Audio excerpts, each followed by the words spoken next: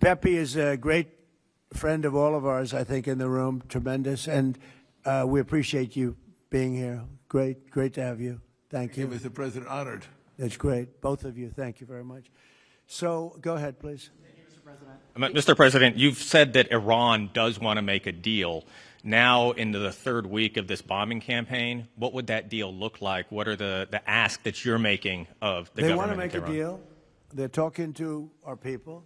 I don't know if they say that to you. Maybe they do, maybe they don't. Don't forget, they are a country that for years, I didn't know this until recently, they're a country based on disinformation. And now they're using disinformation plus AI. And that's a terrible situation. That's a terrible situation. They showed all sorts of things happening in the last 2 weeks that never happened.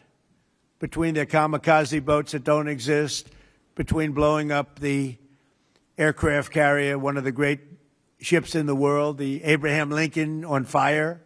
They showed it on fire.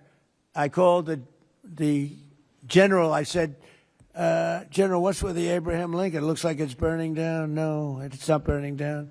Not a bullet was ever fired at it, sir. They know better. I said, this is my first glimpse of AI and what they've done with it. They showed buildings in Tel Aviv burning to the ground, high-rises burning. They showed buildings in Qatar. They showed buildings in Saudi Arabia burning, and they weren't burning. They weren't hit. It was all AI-based. Terrible. It's terrible. And that's their only, I think that's the only thing they do well.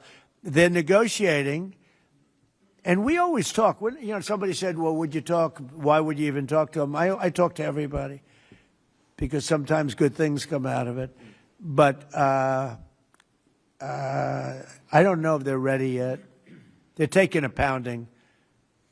I don't know if they're ready yet. And we don't even know their leaders. Look, all of their leaders are dead, as far as we know, but they're all dead. We don't know who we're dealing with. We knocked out the first group. Then the second group met, 88 met to pick the leader because the first group was all dead. And the second group got knocked out. They're all dead. Then the third group met. I would think they're a little nervous about meeting. I don't know if they're nervous. Maybe they're not. Maybe they're crazy. If they're not nervous, then they're crazy. But we met with the next group, but we don't know who their leader is. We have people wanting to negotiate. We have no idea who they are. Yeah, please, Peter. Thanks, President Trump. What are your advisors telling you about the Ayatollah's son, the new supreme leader? What are they telling you about him? Well, it's not only them, it's you people. I mean, a lot of people are saying that he's badly disfigured. They're saying that he lost his leg, one leg, and he's, been hurt very badly. Other people are saying he's dead.